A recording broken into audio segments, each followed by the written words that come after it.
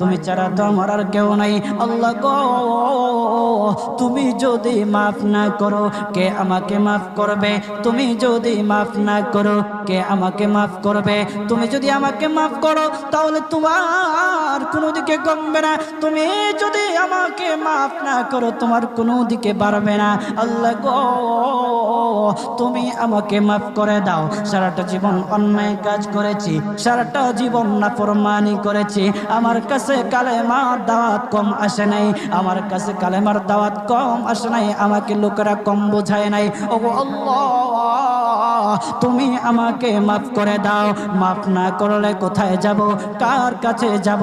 বাবা যখন মারে তখন মার কাছে আশ্রয় নেওয়া যায়, মা যখন প্রহার করে তখন বাবার কাছে আশ্রয় নেওয়া যায়, বাবা মা যখন প্রহার করে তখন দুনিয়ার কারো না কারো কাছে আশ্রয় নেওয়া যায়।